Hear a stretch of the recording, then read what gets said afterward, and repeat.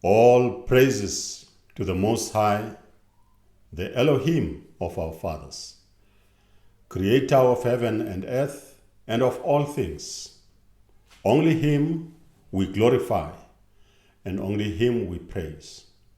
Shalom, brothers and sisters who are scattered in all corners of the earth. Sanbonan. My name is Mpumelelo.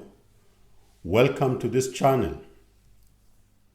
I'd like to take this opportunity to thank all the subscribers of this channel. Thank you for all your support. Please like and share this video. If you are new to this channel, consider to subscribe and like and share this video. The topic of today is the Bantu culture and the biblical laws of the Torah. So the biblical laws and the Torah is the same thing. Although, the Torah, the meaning of the Torah expands to guidance, counseling, giving direction, or learning from the history of our people. We can pride ourselves as the Bantu, wherever we are, that we have been told over the years that we only have oral history. But that is not true. We have been told that we only have oral history because some people have come in quietly and took our identity. Those people call themselves today the Jews, who have established a Jewish state in the Middle East. So they came in quietly whilst we were still asleep, whilst we were still unaware of who we are. Now today, when you Google anything related to the Bible, especially the so-called Old Testament, you will be told that according to the Jewish laws, according to the Jewish practices, according to the Jewish Bible, so over a period of time, they have established themselves. So anything that relates to the Old Testament, even the learned people confuse it with the history of those people who call themselves the Jewish people. The Old Testament has got nothing to do with those people. The Old Testament does not know those people. They have hijacked the Old Testament and imposed themselves on it. And they call themselves the Jews. The real people that the Bible is talking about, it is the people today who are called Bantu, the Bantu. In the diaspora, in the continent. Those are the people that the Bible is talking to and is talking about. Our history is not only oral, but it is documented. We're probably the only nation whose history is well documented. There are gaps in certain areas, but largely we even know what is going to happen in future because prophecy tells us. It is that well documented. We even know what is coming. Because the Elohim that we praise and worship did not leave us in confusion. He is with us and he is guiding us. Even though we've turned against him, but there are traces of his presence in everything that we do. So we're going to look at the cultural practices of the Bantu as we have done in other videos, and the Torah. And today we will look at what people in the Bible did when they were mourning for the dead, and what are the similarities with the practices of the Bantu. We will look at the laws of purification, and we will look at the use of the red heifer. You will know that the Jewish people, or those who call themselves the Jewish people, at some stage they did not have the red heifer. They claim to have it now. They are champions in, modifying things. They are leading in genetically modified organisms. So I will not be surprised if they took specimen of wherever they found the red heifer and they put them in the laboratories and they started breeding their own red heifer. In their minds, they are preparing to have the third temple. And they believe that they must sink the Al-Aqsa Mosque, sink it either with bombs or pretend that there was an earthquake and it sank, and then rebuild the Al-Aqsa and rebuild the temple. That can happen, doesn't matter. But the temple was not there in the first place. The first temple and the second temple were not built there. There was a temple which resembled Jerusalem, and the city which was created by some priests that left the actual real temple. They went in that place and created a temple that looked exactly like Jerusalem and the temple. And that was the temple that was destroyed by the Romans. And there were people who followed them, our people who followed them, and they dwelt there. But that is a deception. That is not the real temple. The temple of Solomon was not built there. And the second temple, which was built by Nehemiah and Zerubbabel, was not built there. How is it that the majority of people of the Bible are in the continent? The Jewish state of Israel was only established in 1948. They have no relationship with any of the cultural practices that are related to the Torah that we are talking about. All that they know is that they got hold of the Torah and studied it and perfected some of its practices. There is no indication in their history that because they were separated from the Torah, they began to lose some of the practices. They tried to practice it to the latter. That's why they were able to imitate our identity. But now we know who they are and we know who we are, and we are claiming back our identity.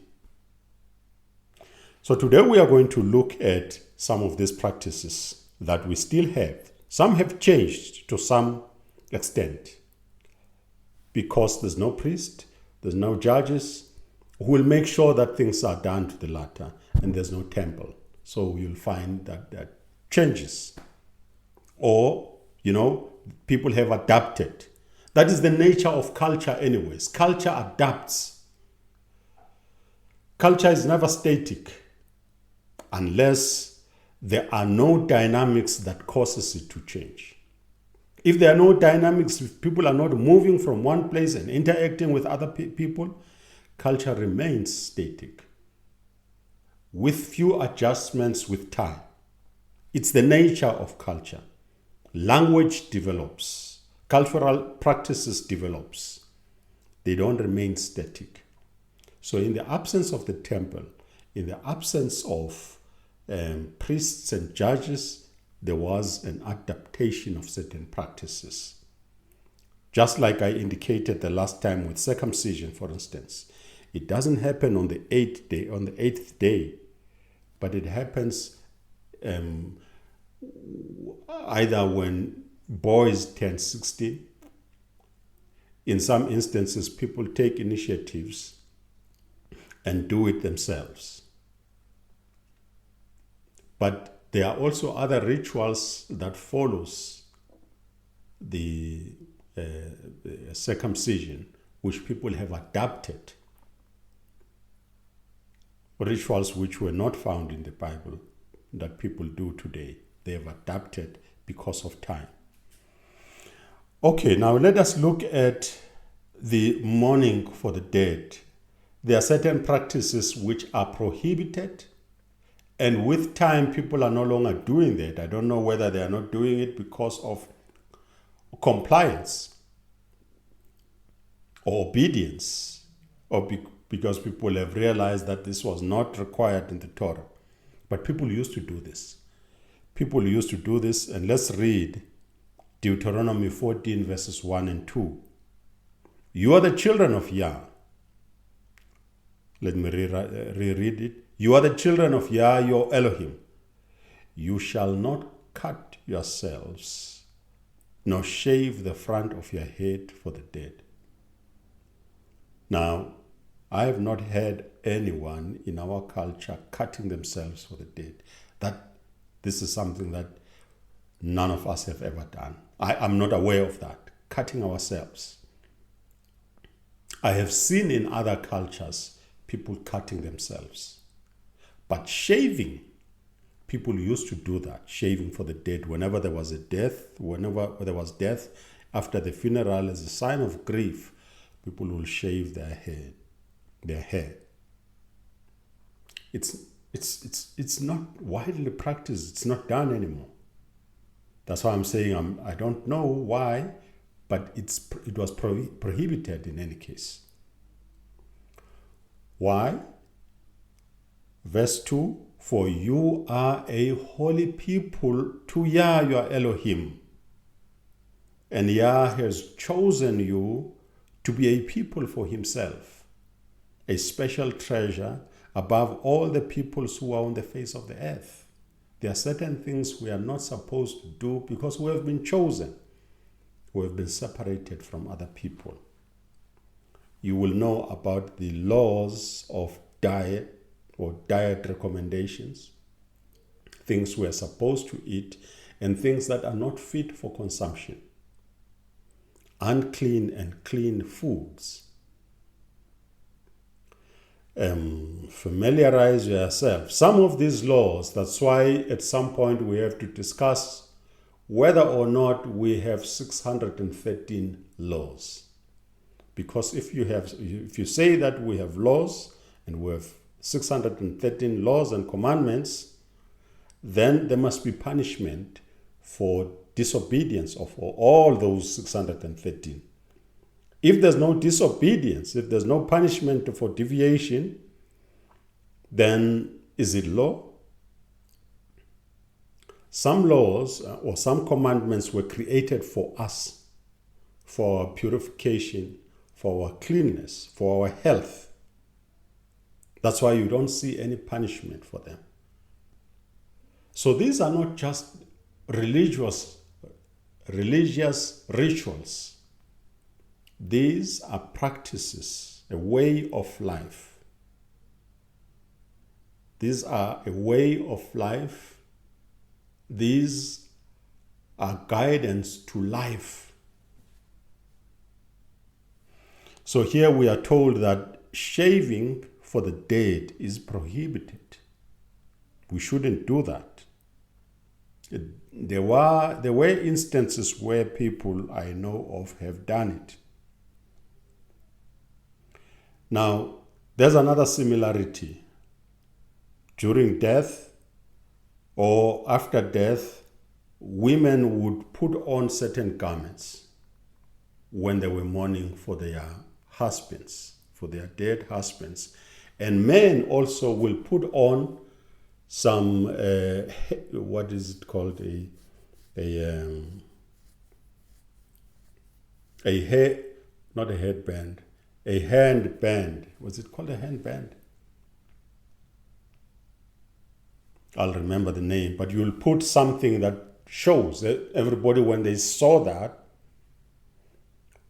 they will know that you are mourning for the death of your wife, or the death of your children, or for the death of your husband. In most cases, women would wear black clothes from head to toe. Everything will be black for a certain period of time.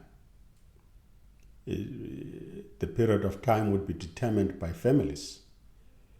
It would be anything from 3 months, a month to 3 months to a year.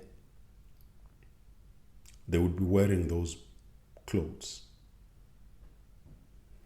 At the end of that mourning, there will be some kind of celebration for that person who was mourning to come out of the mourning period. So a red heifer would be chosen most of the time for the purification of a woman who was mourning for the death of her husband. The red heifer would also be used, not a red heifer, it won't be a red heifer. When a woman has died, a red heifer would be used. But when a man has died, a red bull will be used.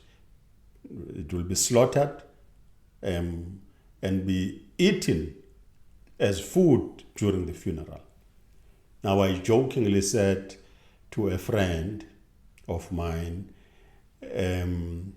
whereas the red heifer was burnt to ashes, and its ashes were mixed with herbs like hyssop or sage, and it would be sprinkled among people so that it cleanses them, especially when people have had contact with the dead. The red heifer will be burnt and its ashes burnt to ashes, and its bones will be burnt to ashes completely. And the ashes will be used to purify people. That is not done. No one is going to kill a bull today or a red heifer and burn it to ashes. People who will eat that meat. In any case, that ritual was meant specifically for people, we're going to read about it, for people who had contact with the dead. But this was done so that people do not contaminate the temple. So that purification was meant specifically for that purpose.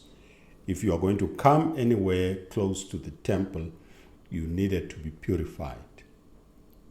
But in this case here, after the mourning of when a woman mourns for the death of her husband, she will then take off her clothes, burn those clothes. All the clothes that she used during the mourning period, they must be burned completely. But they spared the red heifer. They didn't burn it. They ate it. It will be slaughtered, it will be cooked, it will be eaten. But her clothes will be burned and her ashes will be buried. And she must wear new clothes. So we find the similar story in the case of, in Genesis 38 verses 17. This is the story of Tamar, who was the wife of the sons of Judah. And Judah happened to also have sexual relations with her because he thought that she was a prostitute. But she deceived him after Judah did not keep his words to give her to his son. So this is what she did when she learned that Judah was going to pass her way, or was going to be on his way to some other place. She positioned herself. She must have known about the ways of Judah, his behavior, his interest perhaps in women and prostitutes and so on. She must have known for her to have determined that he will do this. So she positioned herself. Now Genesis 38 verse 14, so she took off her widow's garments. So and this happened after her second husband died. So she was dressed in certain garments. And I'm saying to you, women here still do that. And men still mourn for their wives by putting certain garments. Now in the Old Testament, we read the stories of people putting sackcloth. This is similar. She was wearing widow's garments, and she covered herself with a veil and wrapped herself. So she took off her widow's garments and covered herself so that Judah would be deceived. So these practices were passed on from one generation to the next, are known to us today. Even though the mourning period might have been shortened, but it's still there. Again, when we read Genesis 50 verses 1 to 3 and verse 10, Joseph was mourning for the death of his father, and also the 12, at some point they followed and mourned. Genesis 50 verse 1, then Joseph fell on his father's face and wept over him and kissed him. This is something later on that is prohibited, having contact with the dead. And you will know that Ebola spread because when someone died, people did what Joseph was doing here. He fell on his father's face and wept over him and kissed him. His father had died. So when people mourn and show grief by clinging to the dead and kissing them, if that corpse is contaminated with some virus, deadly viruses, those viruses are transferred to you. That's why a lot of people died because of the spread of Ebola. And this was prohibited, contact with the dead. And Joseph commanded his servants, his physicians, to embalm his father. We don't embalm people now, we put them in the fridge. So the physicians embalmed Jacob. 40 days were required for him, for such are the days required for those who are embalmed. And the Egyptians mourned for him 70 days. 70 days. Verse 10, then they came to the threshing floor of Adad, which is beyond the Jordan. So they were going to bury their father, and they mourned there with a great and very solemn lamentation. He observed 7 days of mourning for his father. 7 days of mourning.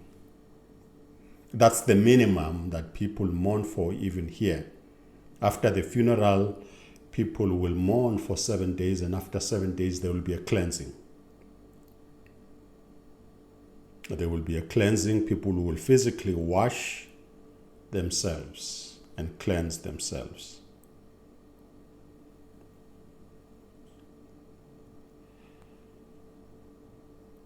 Other forms of showing grief, as I said, people would tear their clothes. In Genesis 37 verse 34, when Jacob was mourning or showing grief for the death of his son, for what he thought was the death of his son Joseph. Then Jacob tore his clothes, put sackcloth on his waist, and mourned for his son many days. We mourn for the dead. We give ourselves time to mourn. It is important that when someone has separated from us, we give ourselves time to mourn. I worked with someone. Every year, this person, on the date of the death of her son, she mourned. In fact, she got sick that week because she was in perpetual mourning. This is not allowed because this kind of mourning becomes idolatry. You mourn continuously and you are not consolable.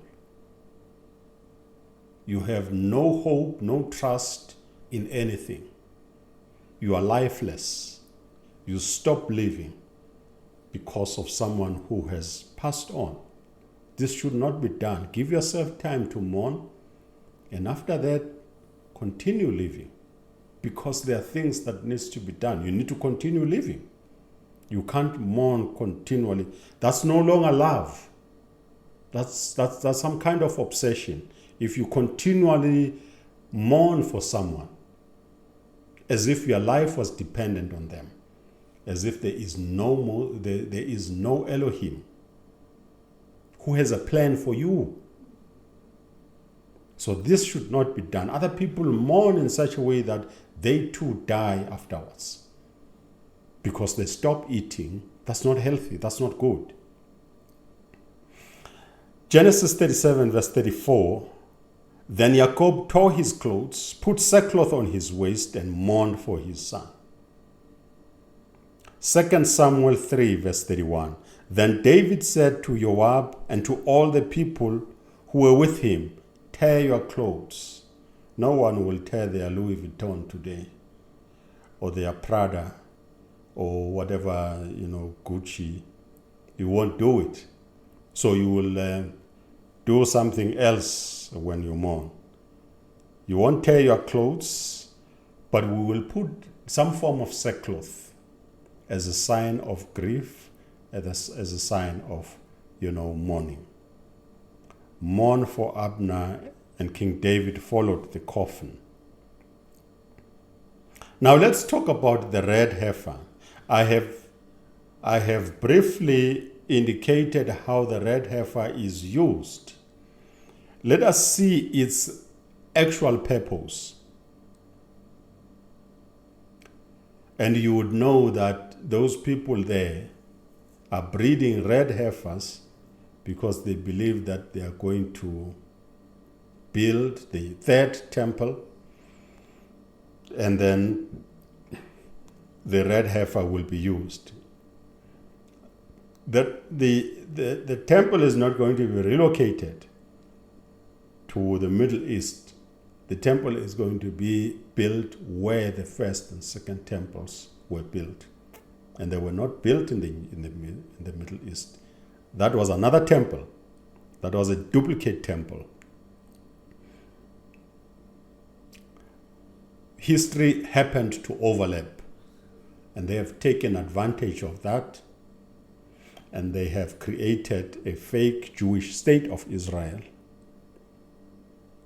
And that is why nothing is going to go right there. There will never be peace. At some point we were told, and we believed, some of us, that the establishment of the Jewish state of Israel was an indication of the gathering of the tribes of Israel. But that should have been followed immediately by the establishment of a kingdom that will rule the entire earth. That has not, the Messiah, the real Messiah, not the Messiah of the New Testament. The Messiah was supposed to come. And Elijah was supposed to anoint that Messiah. And he was supposed to be the king forever. It didn't happen, but people still believe those people were established because of the ingathering of the exile. That does not happen. Why? Sometimes it baffles me why we believe in myths and things that, just like in the New Testament, We believe in something that has not happened, has not been fulfilled, and it is contrary to things that are supposed to be happening. This was the purpose of the red heifer. Numbers 19 verses 1 to 10. Now Yah spoke to Moses and Aaron, saying, This is the ordinance of the law which Yah has commanded, saying, Speak to the children of Jacob, that they bring you a red heifer without blemish, in which there is no defect, and on which a yoke has never come. You shall give it to Eleazar the priest, that he may take it outside the camp, and it shall be slaughtered before him. And Eleazar the priest shall take some of its blood with his finger and sprinkle some of its blood 7 times directly in front of the tabernacle of meeting. Then the heifer shall be burnt in his side, its hide, its flesh, its blood, and its offal shall be burnt. Everything shall be burnt, nothing of it should be eaten. And the priest shall take cedar wood and hyssop and scarlet and cast them into the midst of the fire, burning the heifer. Then the priest shall wash his clothes. He shall bathe in water, and afterwards he shall come into the camp. The priest shall be unclean until evening. And the one who burns it shall wash his clothes in water, bathe in water, and shall be unclean until evening. Then a man who is clean shall gather up the ashes of the heifer and store them outside the camp in a clean place. And they shall be kept for the congregation of the children of Jacob, for the water of purification. It is for purifying from sin. So these ashes were kept elsewhere, and they had to be secured by someone who is clean, who did not partake in the slaughtering and any form of interaction with the red heifer. They will take the ashes, put them somewhere, and whenever there was any need for purification by the children of Jacob, they would use the ashes of the red heifer. And the one who gathers the ashes of the heifer shall wash his clothes and be unclean until evening. It shall be a statute forever to the children of Jacob and to the stranger who dwells among them. So even the stranger who dwells among us should do this. We cannot do this exactly as it is prescribed or the way it is prescribed. It can't be done because there's no temple and there's no priest. He who touches the dead body of anyone shall be unclean 7 days. He shall purify himself with the water on the 3rd day, and on the 7th day, and he shall be clean. But if he does not purify himself on the 3rd day and on the 7th day, he will not be clean.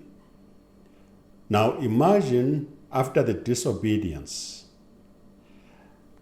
what has happened to us because we moved around, having contact with the dead, being unclean, and not purifying ourselves, and just carrying on, being contaminated. Imagine what that does to us. We are not told of the implications of not being clean, but there are implications, just as there were implications for violating the laws.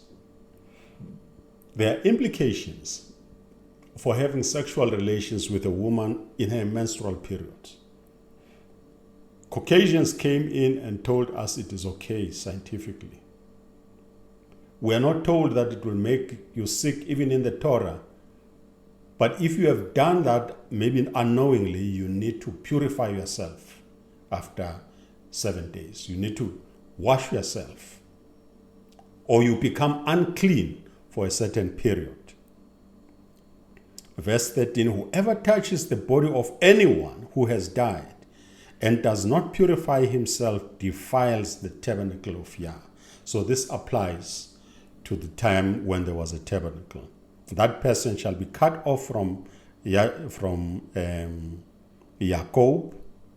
He shall be unclean because the water of purification was not sprinkled on him. His uncleanness is still on him. So if you are not purified, the uncleanness stays with you. But the sad thing is, if you are unclean, everything that you touch become unclean. So you contaminate the entire nation. So let us look at some of these laws of purity and impurity. Let's look at the ritual after childbirth. And there are certain resemblances in our practices. We will look at Leviticus 12, verses 1 to 8.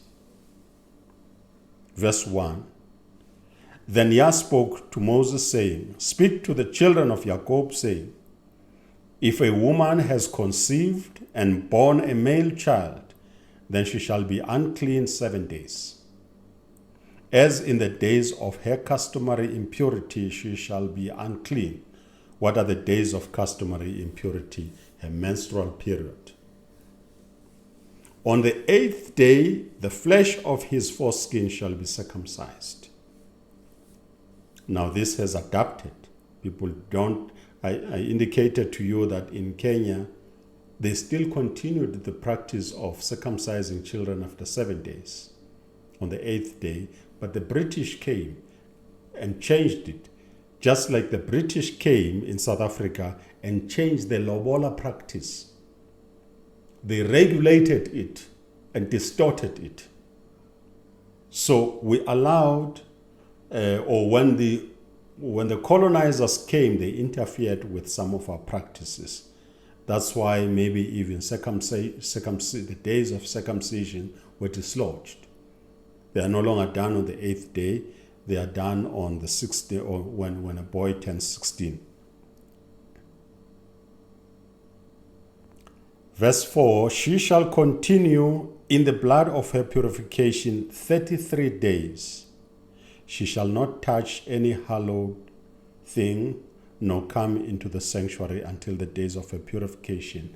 This applies to the times when there was a temple. But what is happening today, what we know, maybe it is phased out because of modernity, but we had the privilege of seeing it when we were young. When a woman gives birth, a woman is separated from everybody. If she is married, her mother will come or her sister will come to assist her during her period. We did not even know that it was a period of purification. Someone will come to assist her. She'll be isolated during that period for at least 2 weeks. Someone will come and assist her in the house. Her mother or her sister or her aunt. They will make food for her. They will clean her clothes. They will clean the house. They will make food for her husband if he can't cook. But someone will be there during her period of purification or period of separation. These are similarities. This is what has been passed on to us. This is something you will not find among the Jewish people over there.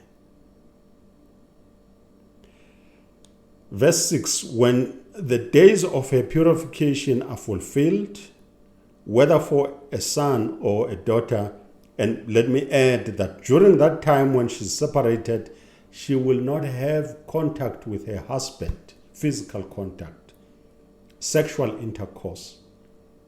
You are separated, just as she is separated in her customary impurity. No sexual intercourse during that time. Now, verse 6 applies to the times when there was a temple.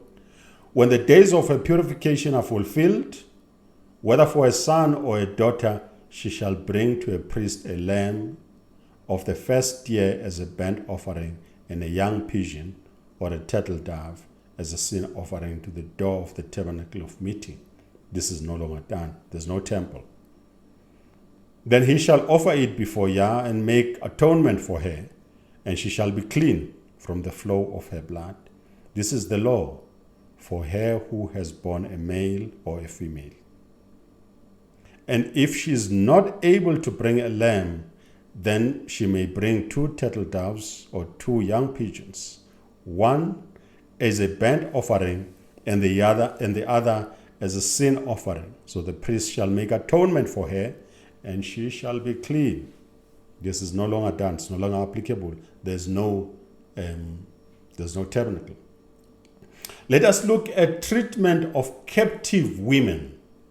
And there's an interesting practice. I believe it is taken from this practice. It is still done in some tribes, among some tribes. And you will know, if certain things are not done, something just doesn't go right in your marriage. Something, it misfires. Treatment of captive women. Deuteronomy 21, verses 10 to 14.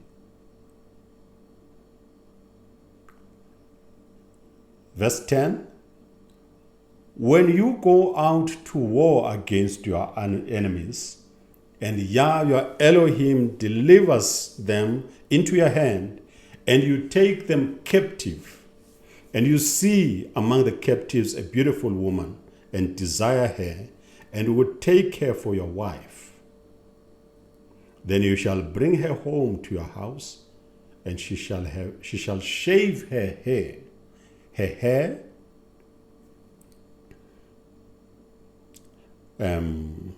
She shall shave her head and trim her nails. She shall put off the clothes of her captivity, remain in your house, and mourn her father and her mother a full month. After that, you may go in to her and be her husband. And she shall be your wife. And it shall be, if you have no delight in her, then you shall set her free. But you certainly shall not sell her for money. You shall not treat her brutally, because you have humbled her. There's a similar practice here. If a man desires to marry a woman who was married and had children with another man, or who already has children with another man or with other men, if you desire to marry her, she must go through this kind of purification. She must shave her hair, she must cut her nails, she must change her clothes, and before you come into her, there must be a period of separation. All her clothes she cannot wear. She must burn them or leave them behind. She must have new clothes because she is coming into a new marriage. You know what happens in our relationships here? You marry someone who was with some other man. The woman brings something that belonged to the husband. They bring it to your house. And they bring the clothes and the underwears that they wore when they were in that relationship. They bring it to your house. But we also make a mess of these situations because we will bring them in the same house in which another woman lived. They will sleep in the same bed which another woman lived, in which you would know what over a period of time, especially people who don't clean their bedding, Not the linen, not the covers, but the mattress itself. You know what it looks like if you don't clean it. And then you bring someone else in your house. What do you think happens there? We are spiritual beings. If we don't go through some cleansing, that is why in our cultural practices, if you're going to have another woman, build a house for her. Don't bring her in the same house where your wife used to sleep, where the spirit of your wife is still in that house. You know, there are still clothes and the bed and the bedding and everything. You realize the mess we make. But because we're doing things in the dark, things that our fathers prohibited and told us not to do, we are doing them. So someone comes from wherever they come, they bring in the clothes they used to wear where they came from. They're still wearing those clothes. There are undergarments as well. They still wear them. They have not cleansed themselves. They have had relations with other people. They have not cleansed themselves. They come into your house. But you have not done things as well. You have not changed anything. You have not purified the house. Or the bedding, you're going to put her there. No wonder our relationships don't last. No wonder they are a mess. That is because we do things in the blind. We're walking in the blind. We don't know what we are doing. And we invite chaos and conflicts. There will be forever conflicts and fighting in the house. You don't know why we are fighting. And no marriage counselor will heal that marriage because you started on a wrong footing. So these are the things that are interesting in our lives today.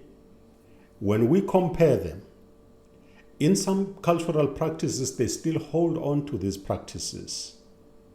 These kind of things will help you when you want to get married. You need to consider what you are doing, who you are bringing into your house, what has been happening in your house. That's why it is preferable to go and start a life somewhere. Build another life. Start somewhere. But don't bring stuff that you had in the previous relationship. Including some women will take, I'm telling you, will take the favorite something of their ex-husbands and bring it in your house. That is not right. You will even bring the blankets you used when you slept with your husband. You bring them in another relationship. But a man also has his own mess that he does. So there's a mess already. You're starting on a wrong footing, and this is not going to end well. It's not going to end well. It's going to be a problem. This is where I'm going to stop today. I think that largely we have covered almost, not all of them. So we might want to look at whether or not our laws are 613 as people claim. But I'm also interested in discussing whether or not you can convert to the nation of Jacob. You can convert to Judaism. You can convert to Christianity. You can convert to Islam. Why is it that you can't convert? Can you convert to us, to our practices? Under what circumstances, or what is it that can you do? There are certain things you can do that can bring you close to us. There are certain things that you can do. Among others, if I can just mention one, circumcision of the male if they want to partake in the Passover. You know, a stranger among us or someone who works for us, they can do that. They can partake in certain activities. But are they obliged to follow our laws or our cultural practices? We will explore that. But here we are today. This is where we'll stop. Thank you very much for your attention. All praises to the Most High. Hallelujah, hallelujah, hallelujah.